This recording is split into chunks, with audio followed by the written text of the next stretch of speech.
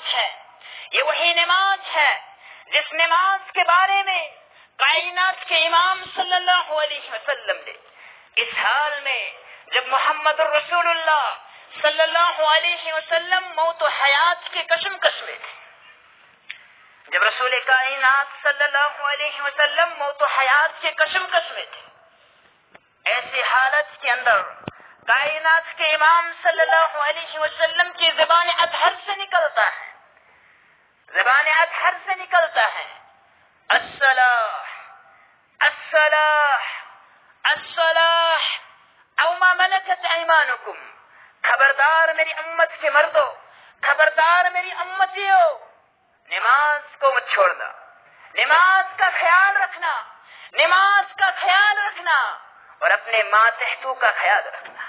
یہ وہ فریضہ ہے جس فریضے کے متعلق کائنات کے امام صلی اللہ علیہ وسلم نے فرمایا اول ما یحاسب به یوم القیامہ، قیامت کا دن برپا ہوگا، 50,000 سال کا ایک لمبا سا دن ہوگا، اس دن میں سارے لوگ مومنین بھی، شہداء بھی، انبیاء بھی ترس رہے ہوں گے کہ کاش کہ رب العالمین ہمارا حساب لے جاتا۔ کائنات کے امام فرماتے ہیں دنیا کے اندر بے شمار عبادتیں آپ نے کی ہوں گی، دنیا کے اندر ایک مومن بے شمار اعمال کرتا ہے، لیکن فرمایا ان تمام اعمال میں سے اول ما یحاسب به یوم القیامہ، یہ قیامت کے روز تمام اعمال میں سب سے پہلے جس عمل کا حساب ہوگا الصلاۃ، نماز کا ہوگا۔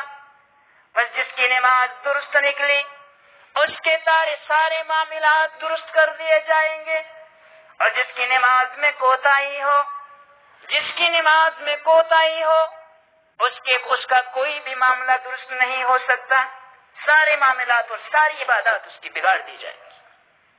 تو نماز میں جو کامیاب ہوا وہ سارے اعمال میں کامیاب ہے۔ توحید کے بعد، رب العالمین پر ایمان لانے کے بعد سب سے افضل ترین اگر کوئی عمل ہے تو وہ نماز ہے۔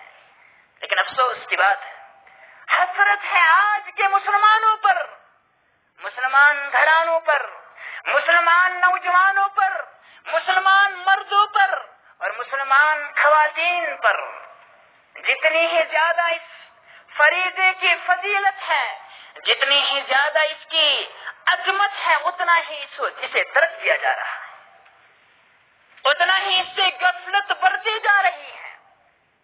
آؤ قرآن کریم کو کھولو، پہلے نمبر سورہ فاتحہ پڑھنے کے بعد سورۃ البقرہ کی تلاوت فرماؤ۔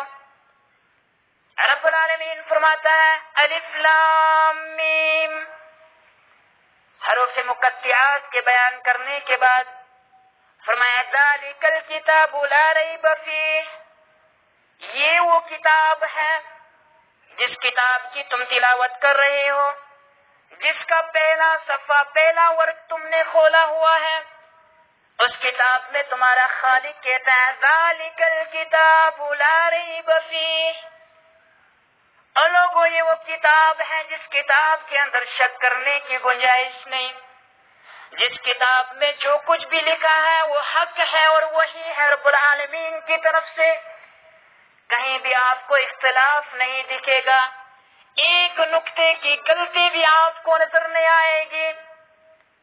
ھدی للمتقین، اور یہ کتاب رہنمائی ہے، یہ کتاب ہدایت ہے متقین کے لیے۔ اب یہ متقین کون ہے؟ اب یہ متقین کون ہے؟ آپ نے کہیں مرتبہ اس آیت کریمہ کی تلاوت فرمائی ہوگی، فرمایا الذین یؤمنون بالغیب، یہ متقین وہ ہیں جو غیب پر ایمان لانے والے ہیں، جو غیب پر ایمان لانے والے ہیں، رب کو نہیں دیکھا ہے لیکن باوجود اس کے بھی رب پر ایمان لاتے ہیں، فرشتوں کو نہیں دیکھا ہے لیکن باوجود اس کے بھی فرشتوں پر ایمان لانے والے ہیں، رسولوں کو نہیں دیکھا ہے لیکن باوجود اس کے بھی تمام انبیاء و رسول پر ایمان لانے والے ہیں۔ یہ ان کی ایک صفت ہے، یہ ایمان کی بات ہوئی، ایمان کی بات ہوئی وہاں یہاں پہ، اور فرمایا وَيُقِيمُونَ الصَّلَاةَ، ان لوگوں کے لیے قرآن قرآن ہدایت ہے، جنہوں نے کئی پر ایمان لایا ہے۔ جو ایمان والے ہیں وہ یقیمون الصلاۃ، اور ایمان بھی ان کا اس وقت تک کمپلیٹ نہیں ہو سکتا، ایمان بھی اس وقت تک ان کا کامل نہیں ہو سکتا۔ متقین وہ تب تک نہیں کہلائے جا سکتے الذین یقیمون الصلاۃ، وہ نماز قائم کرنے والے ہیں، نماز پڑھنے والے نہیں، نماز پڑھنے والے نہیں ہیں۔ نماز پڑھنے کے لیے تو ہم کہیں گے اگر دن میں ایک مرتبہ پڑھتا ہوں پھر بھی میں نماز پڑھنے والا ہوں، لیکن رب نے جن الفاظ کا چناؤ کیا ہے، انتخاب کیا ہے، وہ اقام یقیم سے ہیں، اور نماز کو قائم کرتے ہیں، برابر قائم کرتے ہیں۔ اگر ایک مسلمان ہے دن میں 4 وقت کی نماز ادا کر رہا ہے، ایک وقت میں اگر اس نے غفلت برتی تو ہم نہیں کہہ سکتے کہ وہ نماز کو قائم کرنے والا ہے، وہ نماز قائم کرنے والا نہیں ہو سکتا۔ نماز قائم کرنے والا وہ ہے جو برابر 5 وقت کی نماز پڑھتا ہے، پابندی سے جو نماز کو ادا کرتا ہے۔ اور فرمایا وَمِمَّا رَزَقْنَاهُمْ يُنْفِقُونَ، بات یہیں پہ نہیں رکتی ہے، وَمِمَّا رَزَقْنَاهُمْ يُنْفِقُونَ، جو کچھ بھی رب نے انہیں عطا کیا ہے اس میں سے وہ خرچ بھی کرتے ہیں۔ بہرحال میں نے صرف ذکر نماز کا کرنا تھا۔ ایمان تبھی مکمل ہے، متقی انسان تبھی بن سکتا ہے جب وہ نماز کو ادا کرنے والا، جب وہ نماز کو پابندی سے ادا کرنے والا۔ اتنا ہی نہیں، دوسری آیت کریمہ سورۃ البقرہ کے ہی اندر اللہ رب العالمین نے فرمایا وَأَقِیمُوا الصَّلَاةَ وَآتُوا الزَّکَاةَ، مومنوں کے تعلق سے وَأَقِیمُوا الصَّلَاةَ وَآتُوا الزَّکَاةَ، مومن نماز قائم کرتے ہیں اور زکوٰۃ ادا کرتے ہیں، وَارْکَعُوا مَعَ الرَّاکِعِینَ، اور رکوع کرنے والوں میں سے کے ساتھ رکوع کرتے ہیں، یعنی جماعت کے ساتھ نماز پڑھتے ہیں۔ ایسا نہیں کہ تنہائی میں اپنے گھروں میں نماز ادا کر دی، نہیں، وَارْکَعُوا مَعَ الرَّاکِعِینَ، رکوع کرنے والوں کے ساتھ رکوع کرتے ہیں، نماز ادا کرنے والوں کے ساتھ نماز ادا کرتے ہیں، یعنی باجماعت امام کے ساتھ نماز ادا کرتے ہیں۔ اور تیسری جگہ پہ رب العالمین نے فرمایا سورۃ البقرہ کی آیت نمبر 238 کے اندر فرمایا حافظوا علی الصلاۃ، ایمان والو تم نمازوں کی حفاظت کرو، حافظوا علی الصلوات والصلاۃ الوسطی، ایمان والو تم نماز کو پابندی سے ادا کرو، اس نماز کی تم حفاظت کرو، والصلاۃ الوسطی، اور خاص طور سے نماز عصر کا خیال رکھنا۔ ایسا نہیں کہ فجر بھی تم پڑھ لیتے ہو، عشاء بھی تم پڑھ لیتے ہو، ظہر کی نماز بھی تم ادا کر دیتے ہو، مغرب کی نماز بھی تم ادا کر دیتے ہو، والصلاۃ الوسطی، لیکن عصر کی نماز کا بھی خیال رکھنا۔ نمازوں کی اہمیت بہت زیادہ ہے، لیکن ان میں سے نماز عصر اور نماز فجر کی باقی دیگر نمازوں سے زیادہ فضیلت ہے۔ وہ اس لیے صحیح مسلم کی روایت ہے، رسول اکرم صلی اللہ علیہ وسلم فرماتے ہیں یہ 2 نمازیں ہیں جن 2 نمازوں کے دوران جو فرشتے ہمارے ساتھ منکر اور نکیر ہے، وہ فرشتے جو صبح کو آتے ہیں فجر میں نماز کی حالت میں بندے کو پاتے ہیں، اور وہ دن بھر اس بندے کے ساتھ، اس مسلمان کے ساتھ رہتے ہیں، اور پھر عصر تک وہ اس کے ساتھ رہتے ہیں، اور عصر کے وقت وہ نکل جاتے ہیں اور رات کے لیے 2 اور فرشتے آ جاتے ہیں۔ تو ان فرشتوں کی ملاقات عصر اور فجر کی نماز میں ہوتی ہے، اور ان کا رب ان سے سوال کرتا ہے باوجود اس کے کہ وہ رب جاننے والا ہے، اللہ رب العالمین کو خبر ہے اپنے بندے کے بارے میں، اس کے باوجود بھی ان فرشتوں سے سوال کرتا ہے بتاؤ تم نے میرے بندے کو کس حال میں پایا اور کس حال میں چھوڑ کے آئے ہو۔ رات کے فرشتے جب نکل گئے ان سے سوال ہوا شام کے وقت، عصر کے وقت، تب جب تم میرے بندے کے پاس گئے تھے تم نے میرے بندے کو کس حال میں پایا، اور ابھی جو جب تم اسے چھوڑ کے آئے ہو تو کس حال میں چھوڑ کے آئے ہو۔ فرشتے جواب دیتے ہیں جب ہم گئے تھے وہ نماز کی حالت میں تھا، اور جب ہم واپس پلٹے تو وہ نماز کی حالت میں۔ لیکن فرشتے ایسا جواب کب دیں گے جب ہم نے عصر اور فجر کی نماز پابندی سے ادا کی ہوگی، اپنے وقت پہ ادا کی ہوگی، 4 بجے ہے میں 6 بجے پڑھتا ہوں، اگر فجر 4 بجے ہے میں 6 بجے پڑھتا ہوں، رب کے پاس جو فرشتے جائیں گے وہ رب کو کیا جواب دیں گے؟ وہ بندہ تیرا سویا ہوا تھا، بندہ تیرا رات بھر اپنے دوستوں کے ساتھ گپ لگانے میں مشغول تھا، لیکن جو ہی فجر کا وقت ہوا شیطان اس پہ حملہ آور ہوا، وہ سو گیا اور پھر 10 بجے اٹھا، پھر 10 بجے اٹھاؤ۔ اس لیے رب نے فرمایا حافظوا علی الصلوات، تمام نمازوں کو پابندی سے ادا کرو، والصلاۃ الوسطی، اور بیچ والی نماز کا خیال رکھو، عصر کی نماز کا خیال رکھو۔ اور دوسری جگہ سے فجر کی نماز کا بھی تذکرہ ہوا ہے، اور آگے فرمایا وَقُومُوا لِلَّهِ قَانِتِينَ، اور تم ڈرنے والوں کے ساتھ قانتین کے ساتھ کھڑے ہو جاؤ، یعنی اللہ رب العالمین کی خشیت رکھنے والوں کے ساتھ جماعت کے ساتھ کھڑے ہو جاؤ، راتوں کو بھی عبادت کرو۔ اور دوسری جگہ پہ رب العالمین نے فرمائی، آیت نمبر 277 ہے سورۃ البقرہ کی، ابھی تک جتنی بھی آیات میں نے آپ کے سامنے بیان کی صرف سورہ بقرہ کی ہے، قرآن کریم کی صرف ایک ہی سورت کی آیات، اور ان میں سے بعض میں آپ کے سامنے بیان کر رہا ہوں۔ آپ اندازہ کیجئے کہ ایک سورت کے اندر نماز کا اتنا ذکر آیا ہے، اگر ہم باقی تمام سورتوں کا تذکرہ کریں، ان میں نماز کے تعلق سے آیات ڈھونڈے، زندگی ختم ہو جائے گی، لیکن ہم وہ بیان نہیں کر پائیں گے، ان کے مفہوم اور ان کی تشریح اور تفسیر بیان نہیں کر پائیں گے۔ ایک اور آیت میں سورۃ البقرہ کے اندر ہے، اللہ رب العالمین نے ارشاد فرمایا الا الذین آمنوا وعملوا الصالحات، بے شک کہ وہ لوگ، ان الذین آمنوا، بے شک کہ وہ لوگ جنہوں نے ایمان لایا، جو ایمان والے ہیں، وعملوا الصالحات، اور ایمان کے ساتھ ساتھ وہ صالح عمل کرنے والے ہیں، نیک عمل کرنے والے ہیں، وَأَقَامُوا الصَّلَاةَ وَآتُوا الزَّكَاةَ۔ حیران ہو جاتا ہے انسان جب رب نے فرما دیا ان الذین آمنوا، وہ لوگ جو ایمان لانے والے ہیں، وَعَمِلُوا الصَّالِحَاتِ، پھر صالح عمل بھی کرتے ہیں، نیک عمل بھی کرتے ہیں۔ بھلا آپ نماز کا تذکرہ کرنے کی کیا ضرورت تھی؟ عقل تو یہی کہتی ہے، نیک اعمال کے اندر تو اول نمبر پہ جو آتا ہے وہ نماز ہے۔ ابھی آپ کے سامنے احادیث بیان کی جائیں گی جس میں اللہ کے نبی صلی اللہ علیہ وسلم نے سب سے افضل ترین عمل نماز کو قرار دیا ہے، اور وہ بھی اپنے وقت پہ ادا کرنا۔ لیکن رب العالمین نے قرآن کریم کے اندر باوجود اس کے بھی ارشاد فرمایا ان الذین آمنوا، بے شک کہ وہ لوگ جنہوں نے ایمان لایا ہے، وعملوا الصالحات، ایمان لانے کے ساتھ ساتھ انہیں ایک عمل کرنے والے ہیں، وَأَقَامُوا الصَّلَاةَ وَآتُوا الزَّكَاةَ، اور اس کے بعد نماز قائم کرنے والے، زکوٰۃ ادا کرنے والے ہیں، لَهُمْ أَجْرُهُمْ، اب ان کا درجہ کیا ہے؟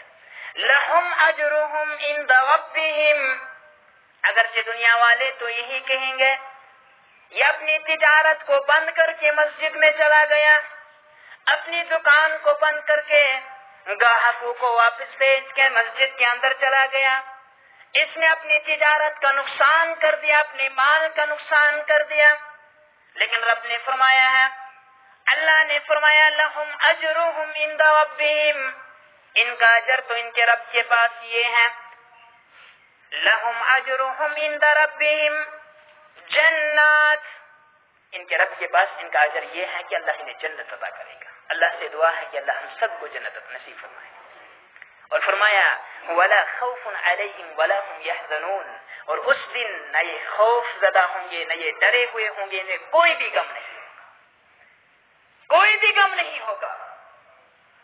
جبکہ آپ اگر مطالعہ کریں گے آپ کو معلوم ہو جائے گا، قیامت کا دن ہوگا، حساب لگنے سے پہلے تمام انسانوں اور جنوں کو ایک پل پار کرنا ہوگا، جسے پل صراط کہا جاتا ہے، جسے پل صراط کہا جاتا ہے۔ جب ایک انسان پل صراط کو پار کر رہا ہوگا، جہنم کی آگ، جہنم کی آگ پل صراط کے نیچے ہوگی، اور وہ دیکھ رہی ہوگی جو بھی بے نمازی اس پل صراط کے اوپر سے گزرے گا، آگ اسے لپک کر لے جائے گی، اپنے اندر کھینچ کر لے جائے گی، پل صراط وہ پار نہیں کر پائے گا۔ اللہ رب العالمین ہم سب کی حفاظت فرمائے۔ نماز کو ترک کرنا اتنا آسان کام نہیں ہے، نماز کو ترک کرنا اتنا آسان کام نہیں ہے۔ اور بھی فضائل آپ کے سامنے آئیں گی کہ نماز کو آج مسلمان ترک کر رہے ہیں۔ اتنی افضل ترین عبادت جس کی بنیاد یعنی اسلام کی بنیاد جس رکن پر ہے وہ نماز ہے، وہ نماز ہے، اور مسلمان اس نماز سے ہی دغا بازی کرنے والے ہو اور پھر بھی کہے کہ ہم مسلمان ہیں، پھر بھی کہے کہ ہم مسلمان ہیں۔ دوسری جگہ پہ رب العالمین نے فرمایا یہ جو نماز ہے یہی ایمان ہے۔ فرمایا جب اللہ رب العالمین نے پہلے 18 مہینے یا 17 مہینے تک نماز فرض ہونے کے بعد مسلمانوں نے بیت المقدس کی طرف چہرہ کر کے نماز پڑھی، پھر جب محمد الرسول اللہ صلی اللہ علیہ وسلم کی دلی خواہش تھی کہ ہمارا قبلہ کعبۃ اللہ ہو، کہ دنیا کے سینٹر میں جو گھر ہے وہ ہمارا قبلہ ہو، اس تمنا کو، اس آرزو کو دل میں رکھ کر محمد الرسول اللہ صلی اللہ علیہ وسلم آسمان کی طرف اپنی نگاہوں کو بلند کیا کرتے، شاید کہ رب کی ندا کہیں سے آ جائے اور محمد الرسول اللہ صلی اللہ علیہ وسلم کی یہ تمنا اور یہ آرزو پوری ہو جائے۔ اللہ نے آیات نازل فرما دی، آج کے بعد تمہارا قبلہ بیت اللہ ہے، بیت الحرام ہے، بیت المقدس کی جگہ بیت الحرام ہے۔ اطاعت کیا، جو ہی یہ آیت نازل ہوئی تو مسلمانوں نے اپنا رخ بیت اللہ کی طرف کر دیا، اور وہ نماز ادا کرنے کے بعد جب واپس گھر جا رہے تھے، راستے میں جو اور مساجد آ رہی تھی وہاں سے لوگ ابھی نماز ادا کر رہے تھے اور ان کا چہرہ بیت المقدس کی طرف تھا، لیکن جو ہی ان کے کانوں میں آواز آ گئی کہ رب نے تمہارے قبلے کو تبدیل کر دیا ہے، نماز کی حالت میں ہی ایک لمحے کا انتظار کیے بغیر، سوچنے کے بغیر تمام مسلمانوں نے اپنا رخ کعبۃ اللہ کی طرف کر دیا۔ اسے اطاعت کہتے ہیں کہ رب کا جو ہی حکم آ جائے پھر سوچنے کی ضرورت نہیں، پھر سوچنے کی ضرورت نہیں ہے، نماز کی حالت میں ہی انہوں نے اپنا رخ کعبۃ اللہ کی طرف کر دیا۔ کہنے والوں نے کہہ دیا، اعتراض کرنے والوں نے اعتراض کر دیا، یہود و نصارہ کہنے لگے اگر تمہارے رب نے آج تمہارے قبلے کو تبدیل کر دیا تو آج تک کی تمہاری نمازیں ضائع ہوگی، میں آج تک کی تمہاری نمازیں سے ضائع ہوگی، تم نے آج تک جو نمازیں پڑھی ہیں وہ بیت المقدس کی طرف ہے اور اب بیت الحرام کی طرف پڑھنے جا رہی ہے۔ اللہ نے اس کے جواب میں ارشاد فرمایا وما ان اللہ لیضیع ایمانکم، الفاظ پر بولیے، اور رب نے فرمایا کہ اللہ ایسا نہیں ہے کہ تمہارے ایمان کو ضائع کرے۔ انہوں نے تو نماز پڑھی تھی بیت المقدس کی طرف، لیکن رب نے نماز کو یہاں پہ ایمان کہا۔ اللہ ایمان والوں کا ایمان ضائع نہیں کرتا ہے، نماز ہی ایمان ہے۔ اس آیت کریمہ سے پتہ چلا نماز ہی ایمان ہے، جو نماز نہ پڑھنے والا ہو ایمان والا کیسے ہو سکتا ہے؟ ایمان والا آپ اسی کو کہیں گے، اسی کو مانیں گے جو نماز پڑھنے والا ہے۔ قرآن یہ ہمیں کہتا ہے لَيُضِيعَ ایمانکم، ایسا نہیں ہے کہ اللہ تمہارے ایمان کو ضائع کر دے گا، یعنی تمہاری جو آج تک کی نمازیں ہیں انہیں نمازوں کو رب ضائع نہیں کرے گا۔ اللہ اکبر۔ مسلمانوں، ایمان ہے تو نماز ہے، نماز ہے تو ایمان ہے، اگر نماز نہیں ہے تو ایمان بھی نہیں، نماز نہیں ہے تو ایمان بھی نہیں ہے۔ گرچہ میں حاجی کا بیٹا ہوں، گرچہ میں مدنی کا بیٹا ہوں، گرچہ میں سلفی کا بیٹا ہوں، گرچہ میں ایک بڑی خاندان سے میرا تعلق ہے، لیکن اگر نماز نہیں ہے تو ایمان نہیں ہو سکتا۔ لباس سے ایمان نہیں آتا ہے، ایمان کے اندر شامل ہے نماز۔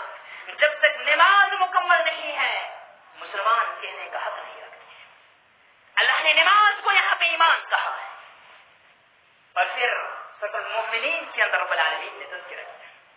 ابھی تک میں صرف آیات آپ کے سامنے رکھ رہا ہوں اور مختصراً سے ترجمہ آپ کے سامنے رکھ رہا ہوں، ابھی احادیث نبویہ بھی آئیں گی صلی اللہ علیہ وسلم۔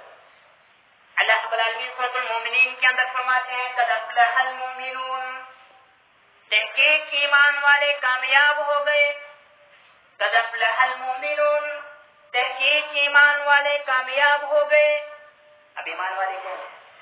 پھر ان کی صفات بیان کر دی. الذین هم فی صلاتهم خاشعون، وہ ایمان والے جو نماز میں رب العالمین کا ڈر اختیار کرتے ہیں، وہ ایمان والے جو اللہ کے ڈر سے نماز ادا کرتے ہیں. سورۃ زخرف کے اندر آتا ہے کہ جب جہنمیوں کو جہنم میں ڈال دیا جائے گا تو پھر وہ اپنے ان ساتھیوں سے جو جنت میں گئے ہوں گے اللہ رب العالمین ان کو قریب کر دیں گے. حالانکہ جنت اور جہنم کے درمیان بہت زیادہ مسافت ہے، لیکن جو رب العالمین کی قدرت ہے وہ آپس میں بات چیت کریں گے. اور جہنمی لوگ وہاں سے جنتیوں سے کہیں گے کہ آپ اپنے رب سے کہو کہ وہ ہمارے عذاب تھوڑا سہن کر دیں، ہمارے عذاب میں کمی کر دیں. تو جنتی لوگ ان سے پھر سوال کریں گے ما سلککم فی سقر، آپ تو دنیا میں بہت اچھے تھے، میرے گاؤں کے اندر کچھ بھی ہوتا سب سے پہلے آپ وہاں پہنچتے تھے لوگوں کی خدمت کرنے کے لیے، آپ کے بڑے اچھے اچھے کام تھے. ما سلککم فی سقر، پھر جہنم کی آگ کے اندر، سقر کے اندر تمہیں کس چیز نے پہنچا دیا؟ جہنمیوں کا جواب ہوگا، وہ کہیں گے لم نک من المصلین، ایک ہی ہماری خامی تھی، وہ یہ ہے کہ ہم نماز ادا کرنے والے نہیں تھے، ہم نماز میں سستی کرنے والے تھے، باقی دیگر اعمال تو ہم نے کیے تھے، لیکن نماز میں سستی کی وجہ سے رب نے ہمیں جہنم میں ڈال دیا ہے. اب تم رب سے التجا کرو کہ وہ ہمارے عذاب میں کمی کر دے، ہمارے عذاب میں تکفی کر دے. لیکن ایمان والے کہیں گے یہ ہمارے قدرت میں نہیں ہے، ہم اس کی طاقت نہیں رکھ سکتے ہیں. جو تمہیں عذاب ہے اللہ تمہیں اس کے عذاب میں مزید عذاب دے گا، عذاب میں اب کمی نہیں ہو سکتی. لیکن جب مومن لوگ، مسلمان لوگ آپس میں بات چیت کریں گے، سورۃ الطور کے اندر رب العالمین نے 5-6 چیزوں کی قسم کھائی. اللہ رب العالمین فرماتے ہیں والطور، قسم ہے مجھے طور کی، اس پہاڑ کی جس پہاڑ پر رب العالمین اپنے نبی موسیٰ علیہ السلام سے ہم کلام ہوئے. جس پہاڑ پر رب العالمین اپنے نبی سے ہم کلام ہوئے اس کی عظمت ہو گئی، اس کی عظمت ہے، رب نے اس کی قسم کھائی ہے. والطور، قسم ہے مجھے پہاڑ کی. والکتاب المنشور، والکتاب المسطور، اور اس کتاب کی جو سطروں میں لکھی ہوئی ہے، مراد یہ تو تورات ہوتی ہے، قرآن ہو سکتا ہے. فی رق منشور، رق کہتے عربی میں پتلی سی چیز کو، یعنی سے مراد پیج ہے، صفحہ ہے، اس صفوں میں نشر کیا ہوا ہے، لکھا ہوا ہے، اس کتاب کی قسم ہے. اور پھر فرمایا ورق المنشور والبیت المعمور، اور آباد کیے ہوئے گھر کی قسم ہے. بیت المعمور سے مراد یا تو یہ ہو سکتا ہے جو آسمانوں پر بیت المعمور ہے، جہاں پہ ہر روز 70,000 فرشتے رب العالمین کے لیے 2 رکعت نماز پڑھتے ہیں، آج بھی وہ انکساری کے ساتھ، اور پھر زندگی بھر انہیں موقع نہیں ملتا ہے، باقی دوسرے دن نہیں یہ سفر آتے ہیں، پھر نہیں یہ سفر آتے ہیں. اب اندازہ کر سکتے ہیں دنیا کب سے دنیا کی تخلیق ہوئی ہے، تب سے فرشتے 70,000 ایک دن میں عبادت کر رہے ہیں، اور قیامت تک ان کو پھر موقع نہیں ملے گا. اسے بھی بیت المعمور کہا ہے. اور اس طرح سے بیت المعمور کہتے ہیں آباد کیے ہوئے گھر کی. آباد کیا ہوا گھر دنیا کے اندر اگر ہے تو وہ بیت اللہ ہے، وہ کعبۃ اللہ ہے. ایک سیکنڈ اور ایک لمحہ بھی ایسا نہیں گزرا ہے جس لمحے میں بیت اللہ کا طواف نہ کیا جاتا. اللہ رب العالمین نے اس عظمت والے گھر کی قسم کھائی، والبیت المعمور. اور پھر آگے فرمایا والسقف المرفوع، اور قسم ہے مجھے اس چھت کی جو بلند ہے، آسمان کی قسم جو بغیر ستونوں کے رب نے بلند کیا ہوا ہے. اور فرمایا والبحر المسجور، اور قسم ہے مجھے اس سمندر کی جو جکڑا ہوا ہے، ہم بھی آج جانتے ہیں، ادنا سا طالب علم بھی جانتا ہے، اصلی تعلیم حاصل کرنے والا بھی، کہ دنیا میں 70% پانی ہے، 70% پانی ہے، یہ سمندر ہے، یہ پانی ہے جس کو رب نے جکڑ کر رکھا ہوا ہے. یہ رب کی اجازت چاہتا ہے، کب مجھے رب اجازت دے گا میں دنیا کو فنا جو ہے برباد کر کے اپنے اندر ڈبا دوں گا. لیکن اللہ نے اسے جکڑ کر رکھا ہے، اللہ اس کی بھی قسم کھاتا ہے. ان ساری چیزوں کی قسم کھانے کے بعد اللہ رب العالمین اب اندازہ تو یہ ہوتا ہے کہ کس بڑی اور عظمت والی چیز کا ذکر کریں گے. فرماتے ہیں ان عذاب ربک لواقع. بہت سارے لوگ ایسے ہیں جو سمجھتے ہیں کہ اللہ کا عذاب جب آئے گا دیکھا جائے گا، قبر میں کیا ہوگا دیکھا جائے گا، محشر میں کیا ہوگا دیکھا جائے گا، جنت کیا ہے جہنم کیا ہے دیکھا جائے گا. وہ بالکل اس پر ایمان نہیں ہے. آج ہمارا شمار ان لوگوں نے عملی طور سے ہم تو زبان سے یہ کہتے ہیں کہ ہاں جنت بھی حق ہے، جہنم بھی حق ہے، قبر کا عذاب بھی حق ہے، ساری چیزیں حق ہیں، لیکن صرف کھوکھلا دعویٰ ہے، دل سے نہیں کہہ رہے ہیں. اگر دل میں ایمان ہوتا صحیح معنوں میں تو ہماری یہ حالت نہیں، نماز سے غفلت نہیں ہوتی. پھر اللہ رب العالمین نے ساری چیزوں کا قسم کھانے کے بعد فرمایا ان عذاب ربک لواقع، بے شک کہ تیرے رب کا عذاب واقع ہونے والا ہے.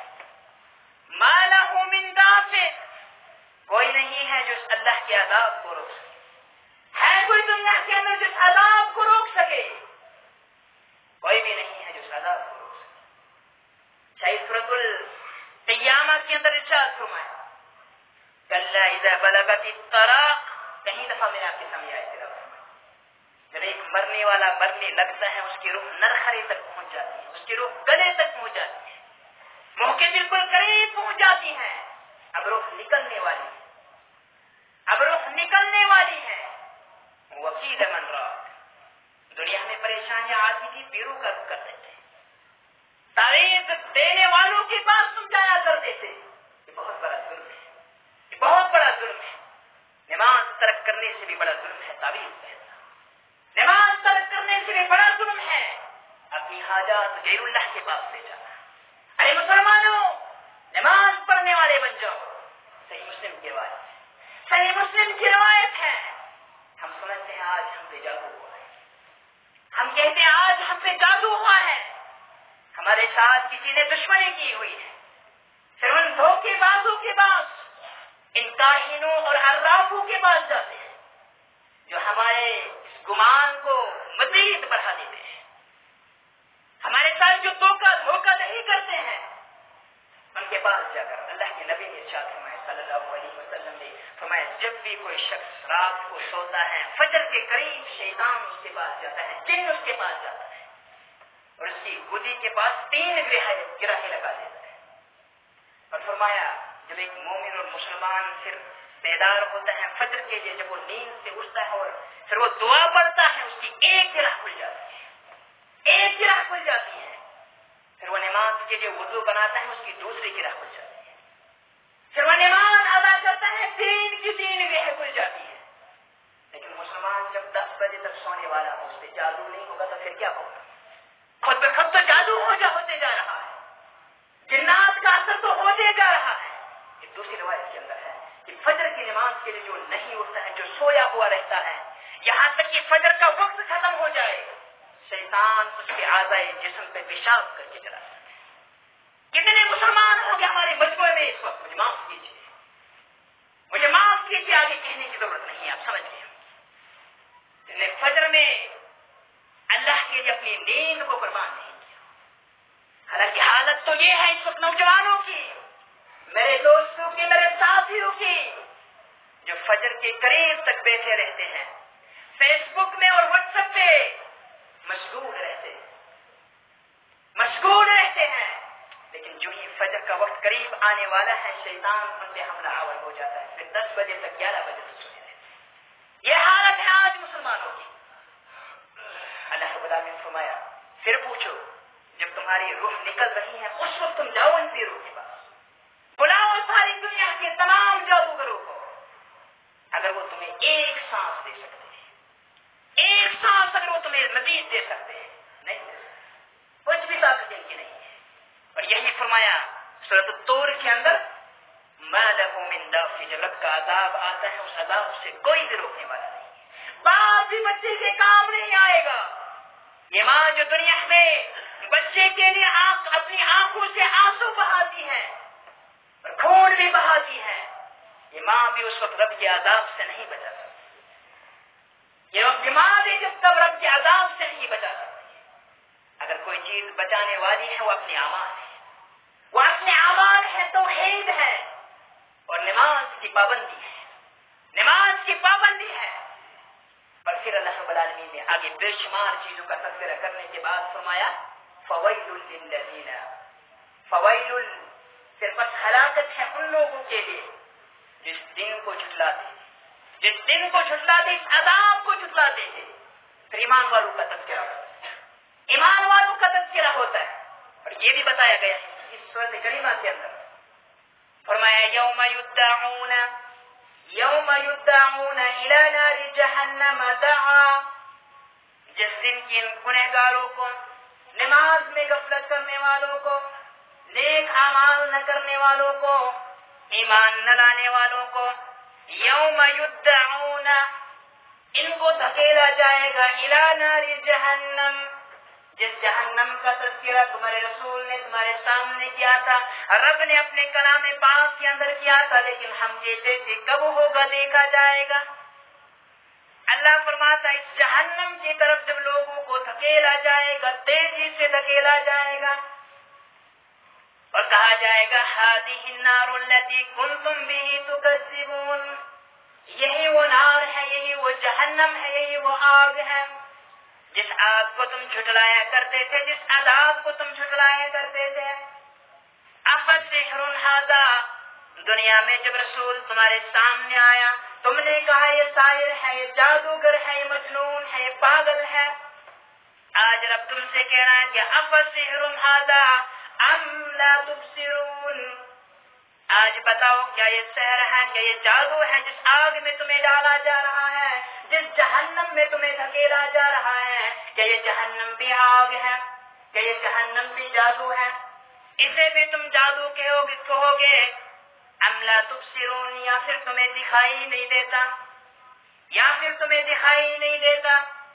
اصلوہا فاصبروا ام لا تصبروا، فاصبروا او لا تصبروا، جہنم کے اندر دھکیلے جاؤ گے، اس کے اندر چلے جاؤ۔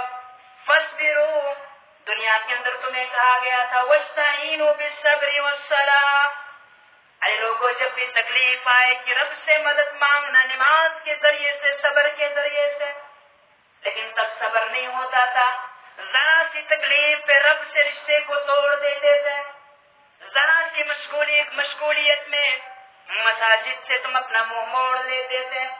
اب رب فرماتا ہے کہ جہنم میں چلے جاؤ، فاصبروا او لا تصبروا، تم اس جہنم میں اب صبر کرو یا نہ کرو، سواء علیکم، برابر ہے تمہارے لیے، اب تم صبر کرو کہ نہ کرو، اب تمہارا صبر کوئی بھی فائدہ نہیں دے سکتا۔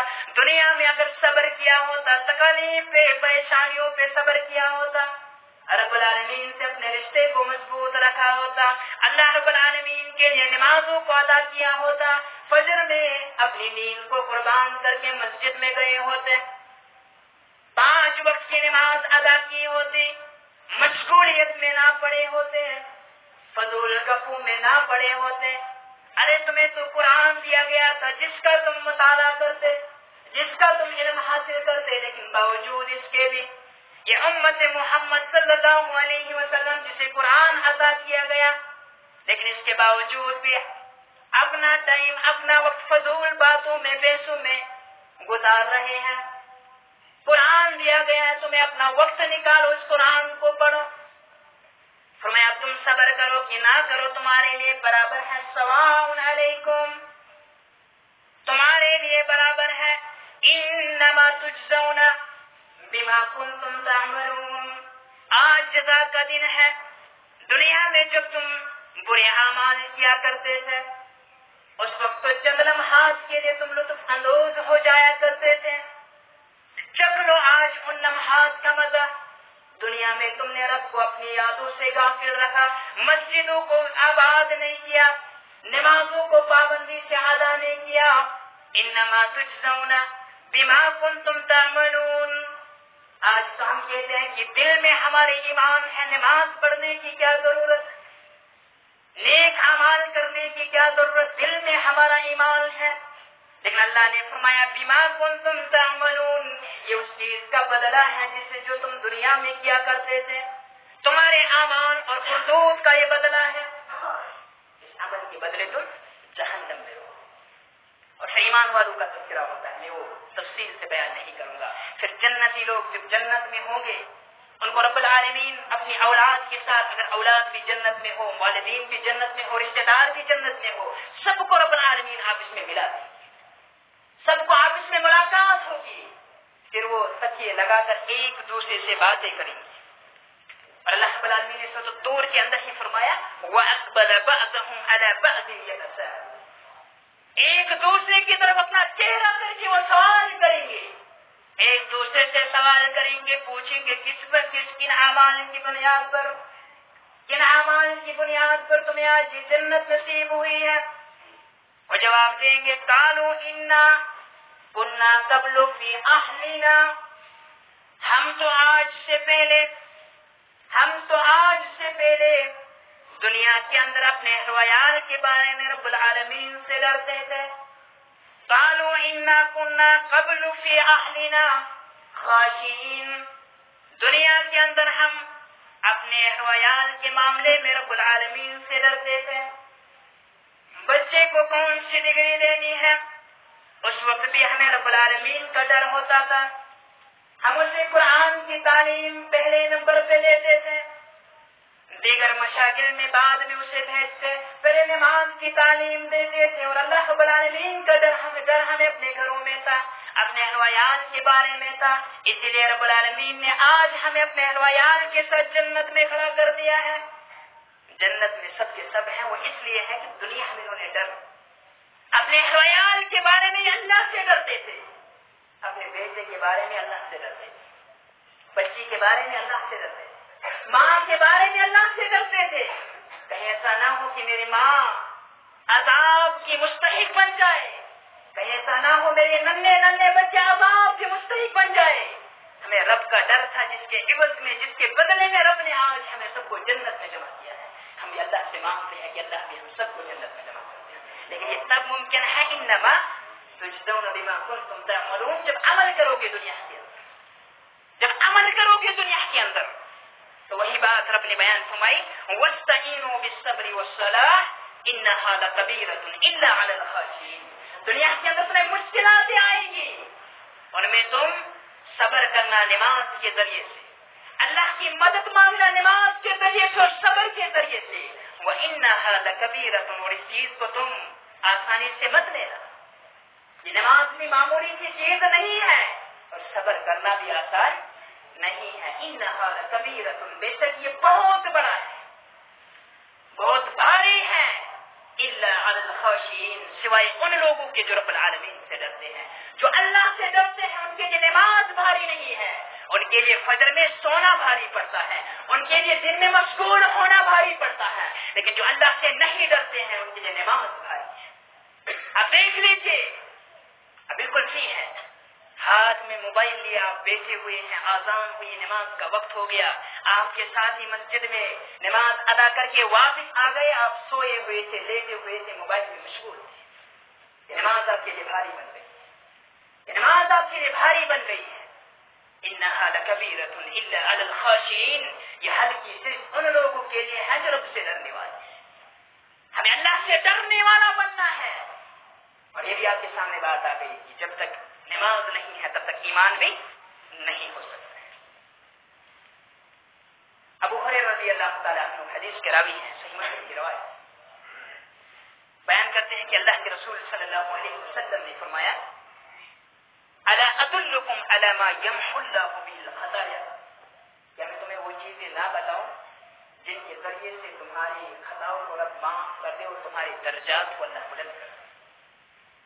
تمام صحابہ نے ایک زبان ہو کر جواب دیا, قالوا بلی یا رسول اللہ صلی اللہ علیہ وسلم, اے اللہ کے رسول صلی اللہ علیہ وسلم, کیوں نہیں آپ ہمیں بتا دیجئے. جواب ارشاد فرماتے ہیں محمد رسول اللہ صلی اللہ علیہ وسلم اسباب الوضوء علی المکارہ، ایک ایسا عمل جو تمہارے گناہوں کو مٹا دیتا ہے، جو تمہارے درجات کو بلند کرتا ہے، جس کی بنیاد پر تم جنت میں داخل ہو جاؤ گے اور جہنم کے اس عظیم عذاب سے تم بچ جاؤ گے۔ فرمایا وہ یہ ہے کہ شدت کے وقت میں وضو بنانا، شدت کے وقت میں وضو بنانا، سخت گرمی کا موسم ہے، پانی بھی بہت گرم ہے، ہاتھ بھی لگانے نہیں آتا، اللہ سے خشیت رکھنے والا یہ بندہ اس شدت کی گرمی میں اپنے آپ کو سردی سے چھائے سے نکال لیتا ہے، وضو بنانے کے لیے گرم پانی کے پاس بھی جاتا ہے، وہاں پہ وضو بناتا ہے۔ اسی طرح سے سردی کا موسم ہو، جاڑے کا موسم ہو، بہت زیادہ سردی ہو، من تو نہیں کر رہا ہے کہ ہم رضائی سے باہر نکلے، لیکن جب اللہ کا ڈر یاد آ جائے، اللہ کا خوف آ جائے، بندہ نکلتا ہے، شدت کی سردی میں بھی کامل وضو بناتا ہے۔ رب العالمین نے فرمایا تم اس وضو کو، اللہ کے نبی صلی اللہ علیہ وسلم نے فرمایا تم اس وضو کو بھی معمولی مت سمجھو، یہ تو ایک ذریعہ ہے، ایک شرط ہے جس کی بنیاد پر تم رب العالمین کے سامنے کھڑے ہوتے ہو، یہ بھی ایک اتنا عظیم عمل ہے جس کی بنیاد پر رب العالمین تمہاری خطاؤں کو مٹا دیتا ہے اور تمہارے درجات کو بلند کر دیتا ہے۔ اور پھر فرمایا وَكَثْرَةُ الْخَطَأِ إِلَى الْمَسَاجِدِ، اسی طرح سے وضو بنانے کے بعد جب تم مسجد کی طرف نکلتے ہو، جتنی کثرت سے تمہارے قدم آگے بڑھتے ہیں اتنے ہی تمہارے درجات بھی بلند ہوتے ہیں اور اتنے ہی تمہاری خطاؤں کو معاف کیا جاتا ہے۔ اور پھر فرمایا کہ محمد رسول اللہ صلی اللہ علیہ وسلم نے وانتظار الصلاة بعد الصلاة، اللہ کے رسول صلی اللہ علیہ وسلم نے صحابہ کو فرمایا جو مشتاق تھے، جو اس شوق سے بیٹھے ہوئے تھے کہ محمد رسول اللہ صلی اللہ علیہ وسلم اپنی زبان مبارک سے نکالیں کہ ہم ان الفاظ کو حفظ کر لیں گے، ان الفاظ کو اپنے گھر والوں تک، اپنے اہل و عیال تک، دوستوں تک پہنچائیں گے اور پھر اسی وقت ان پہ عمل پیرا ہو جائیں گے۔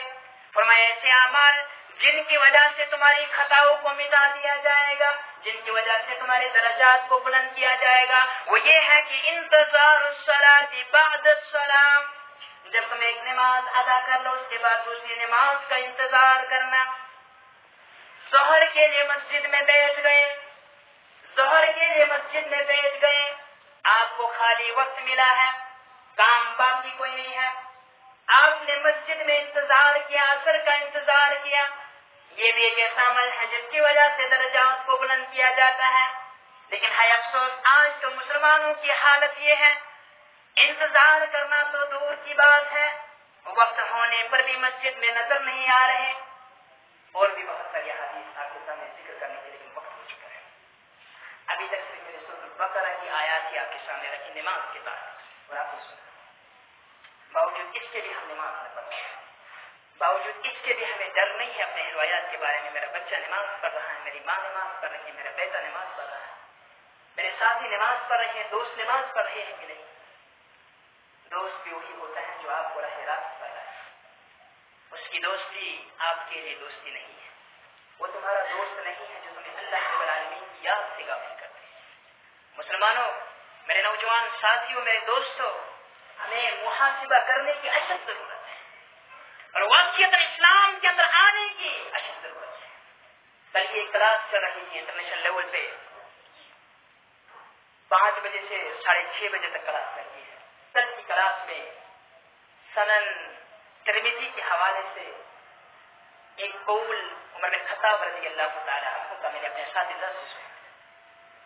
حضرت عمر بن خطاب کہتے ہیں رضی اللہ تعالی عنہ، جب وہ دور خلافت میں تھے، اور سنن ترمذی کی روایت ہے، صحیح سند سے ثابت ہے، میں نے چیک بھی کیا ہے، لائبریری کے اندر اللہ کے نبی کے ساتھی نے عمر بن خطاب رضی اللہ تعالی عنہ اپنی دور خلافت میں کہتے ہیں کہ لا یبیع فی اسواقنا، کسی کے لیے بھی اجازت نہیں ہے کہ وہ ہمارے بازار میں خرید و فروخت کرے، ہمارے بازار میں بزنس کرے، تجارت کرے، الا ان يتفقهوا في الدين، سوائے اس کے کہ وہ دین کے بارے میں معلومات رکھتا ہے۔ جو دین کے بارے میں معلومات نہیں رکھتا ہے، مسلمان حکمرانوں نے انہیں اپنے بازار میں تجارت کرنے کی بھی اجازت نہیں دی۔ وہ اس لیے اگر وہ دین کے بارے میں نالج نہیں رکھتا، فقہ کے بارے میں اسے علم نہیں ہے، تو بازار میں وہ فساد پھیلائے گا اور ایسی تجارت کرے گا جس تجارت کی بنیاد پر وہ جہنم کا مستحق ہو سکتا ہے۔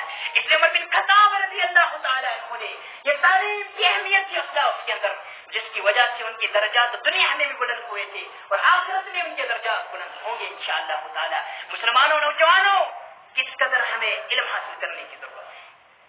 آج تجارت کے بارے میں کسے معلوم ہے؟ تجارت کا علم کسے ہے؟ ہم تو رب العالمین کی معرفت سے قافل ہیں۔ یہ نقطہ تھا، نوجوانوں وقت ملا ہے، فراغت ملی ہے، اللہ رب العالمین کا ہم سے سوال کریں گے، اس وقت کو رکھ کے قرآن میں گزارو، قرآن کی تلاوت میں، قرآن کے علم میں گزارو اور پھر علم حاصل کرو۔ علم حاصل کرنے سے ہی قومیں زندہ رہتی ہیں۔ آپ بھی پڑھتے ہوں گے، تاریخ پڑھتے ہوں گے، ہسٹری پڑھتے ہوں گے، کسی بھی لینگویج میں آپ پڑھو، لٹریچر پڑھو، آپ کسی بھی لینگویج کا لٹریچر پڑھو، ادب پڑھو، آپ دیکھیے وہ لوگ بھی زندہ ہیں جو 1400 سال 2000 سال پہلے دنیا میں رہے تھے، لیکن کس وجہ سے وہ زندہ ہے، کس وجہ سے آج اب ان کی سطح کر رہے ہیں، وہ اس لیے کہ انہوں نے تعلیم حاصل کر کے اپنے درجات کو بلند کیا ہے۔ اگر ہم بھی زندہ رہنا چاہتے ہیں تو تعلیم ہی ہمارے پاس ایک آلہ ہے، تعلیم ہی ہمارے پاس ایک آلہ ہے، اور تعلیم اولیت میں قرآن کی تعلیم ہے، سنن کی تعلیم ہے، اس کے ساتھ ساتھ میں ہم اصلی تعلیم بھی حاصل کریں۔ رب العالمین سے دعا ہے اللہ ہمیں کہنے اور سننے سے زیادہ عمل کرنے کی توفیق عطا فرمائے۔ اللہ رب العالمین ہمیں نمازی بنا دے، ہمیں مومن بنا دے، ہمیں مسلمان بنا دے۔ الہ العالمین ہمیں آپس میں ایک دوسرے کے بارے میں رب کا ڈر جو ہے ہمارے دلوں میں پیدا ہو جائے۔ اللہ ہمارے دلوں کو پاک و صاف کر دے، رب جب ہمارے دلوں کو شرک سے، بدعات سے صاف کر دے۔ اللہ ہمارے دلوں کو کینے سے، بغض سے، حسد سے، عداوت سے، ساری چیزوں سے پاک و صاف کر دے۔ اللہ العالمین جو بھی کہیں پریشان ہے، جس نے بھی دعا کے لیے کہا ہے، اللہ تو سب کی حاجات کو جاننے والا ہے، سب کی نیک حاجات کو پورا فرما۔ جو بیمار ہیں ان کو شفا کاملہ اور شفا عاجلہ عطا فرما، وہ پریشان ہیں ان کی پریشانیوں کو دور فرما، اور جو مقروض ہیں کسی بھی غم کے اندر شریک ہے ان کے غموں کو دور فرما دے، ان کو غریبانہ مدد عطا فرما۔ وہ مسلمانوں کی حالت زار پر اپنا رحم و کرم کا معاملہ فرما، اور بزرگوں پر، نوجوانوں پر، ہمارے والدین پر، بچوں پر، سب پر رحم و کرم کا معاملہ فرما۔ اللہ ہمارے ہم پر دنیا کے اندر بھی اور آخرت کے اندر بھی ہمارے تمام امور کو آسان اور سہل بنا دے، اور جنت کے لیے ہمارے راستے کو آسان بنا دے۔ وآخر دعوانا الحمد للہ رب العالمین، والسلام علیکم۔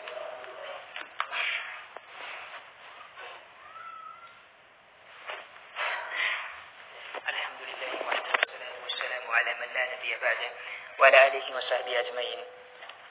فقد قال الله عز وجل إن